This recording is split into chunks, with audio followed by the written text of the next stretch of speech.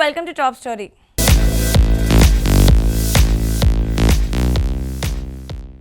Cinema పరిశ్రమలో రాణించాలంటే ఏదో ఒక బ్యాక్గ్రౌండ్ ఉండాలని ఒక వాదన ఉంది. కొందరి విషయంలో అది నిజమేనని అనిపిస్తుంది.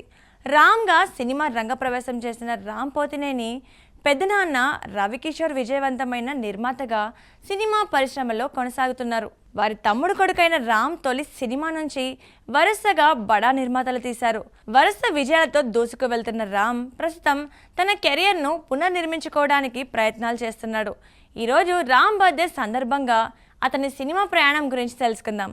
రామ్ అలియాస్ రామ్ పోతినేని 15th మే 1988న మురళి పద్మశ్రీలకు హైదరాబాద్లో జన్మించారు. వీరి స్వస్థలం విజయవాడ. అతని అసలు పేరు సీతారాం చౌదరి. వీరి పెదనాన్న శ్రవంతి రవికిషోర్ సినిమా పరిశ్రమలో పేరు మోసిన నిర్మాత. ఆయన ఎన్నో విజయవంతమైన సినిమాలు చేశారు.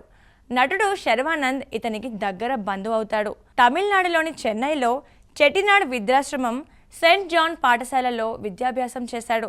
సినిమాలోకి రాకముందు ఎన్జే భిక్ష వద్ద నటనలో శిక్షణ తీసుకున్నారు. దర్శకుడు వైవిఎస్ చౌదరి రామ్ను పరిచయం చేస్తూ దేవదాస్ అనే సినిమాను 2006లో రూపొందించారు. ఈ సినిమా కథ ప్రకారం దేవదాస్ పాత్రధారి రామ్ ఒక సామాన్య కుటుంబానికి చెందిన యువకుడు. భానుమతి పాత్రధారి ఇలియానా న్యూయార్క్లో ఉండే సెనాటర్ కాటమరాజు కుమార్తె. ఆమె నృత్యం నేర్చుకోవడానికి భారతదేశం వస్తుంది. దేవదాస్తో పరిచయం అయి అది ప్రేమగా మారుతుంది. విషయం తెలిసిన కాటమరాజు మీ ఇద్దరికి పెళ్లి చేస్తాను అని చెప్పి కూతుర్ను న్యూయార్క్ తీసుకుని వెళ్ళిపోతాడు. అమ్మాయి ఎడబాటు తట్టుకోలేని దేవదాస్ అమెరికా వెళ్ళి తాను ప్రేమించిన యువతిని సొంతం చేసుకుంటాడు. ఈ సినిమా కథతో పాటు మంచి పాటలు కూడా కుదరడంతో సినిమా ఘన విజయం సాధించింది. మరుసటి ఏడాది సుకుమార్ దర్శకత్వంలో జగడం సినిమాలో నటించాడు. ఈ చిత్రంలో చిన్నతనం నుంచి హింసా మార్గంలో పయనించే శ్రీను అనే యువకుడి పాత్రలో నటించారు. తాను ఎవరినైతే ఆదర్శంగా తీసుకొని రౌడీగా మారాడో చివరికి అతడితోనే తలపడవలసి వస్తుంది. ఈ సినిమాలో ఈషా సుబ్బలక్ష్మి క్యారెక్టర్లో హీరోయిన్గా నటించింది. ఈ సినిమా తర్వాత మరుసటి ఏడాది శ్రీను వైట్ల దర్శకత్వంలో వచ్చిన రెడీ సినిమాలో నటించాడు. ఈ సినిమా శ్రవంతి రవికిషోర్ శ్రీ శ్రవంతి మూవీస్ పతాకంపై నిర్మించారు. ఈ సినిమా కూడా మంచి విజయాన్ని సాధించింది. అనంతరం బి గోపాల్ దర్శకత్వంలో ఎంఎస్ రాజు నిర్మించిన మస్కా సినిమాలో నటించాడు.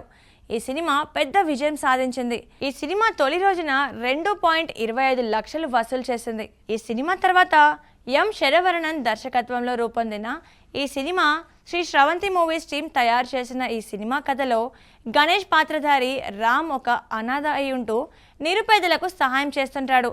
అతని గుణగణాలు మెచ్చిన దివ్య పాత్రధారి కాజల్ అగర్వాల్ ప్రేమిస్తుంది. తర్వాత వారిద్దరి మధ్యన మనస్పర్ధలు రావడం, తిరిగి వారు ఒకరవ్వడంతో సినిమా పూర్తవుతుంది. ఈ సినిమా కూడా బాగానే ఆడింది. దాని తర్వాత రామ కృష్ణ సినిమా పెద్దగా ప్రభావం చూపలేదు.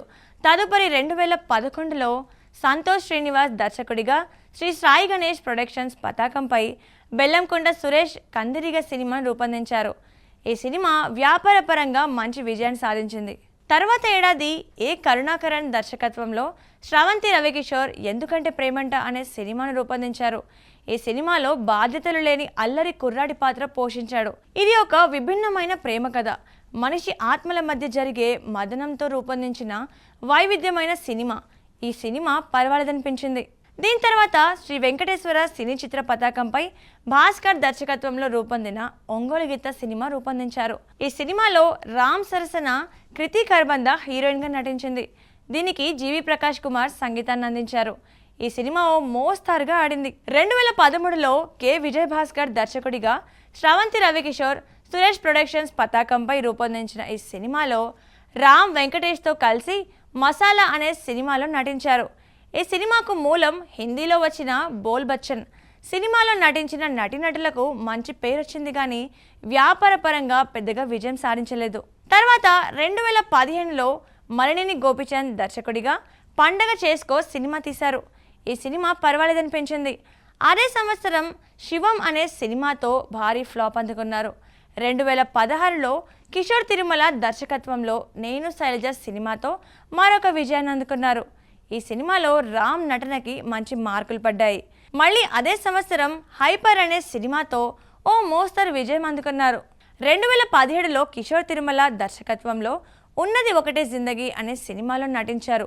అది కూడా నిరాశపరిచింది. త్రినాథరావు నక్కిన దర్శకత్వంలో హలో గురు ప్రేమ కోసమేలో నటించాడు.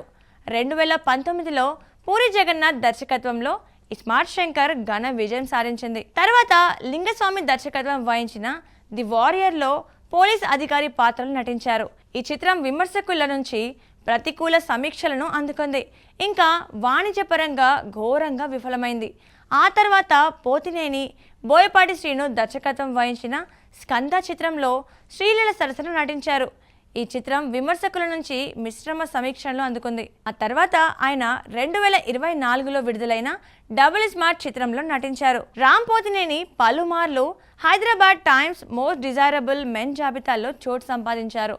ఆయన 2017లో 11వ స్థానం, 2018లో 11వ స్థానం, 2019లో 3వ స్థానం, ఇంకా 2020లో 2వ స్థానం పొందారు. సో చూసారు కదండి ఇవాళ బర్త్డే స్పెషల్ ఎపిసోడ్. మరో ఎపిసోడ్తో మళ్ళీ కలుద్దాం. Keep watching Mahaa Max.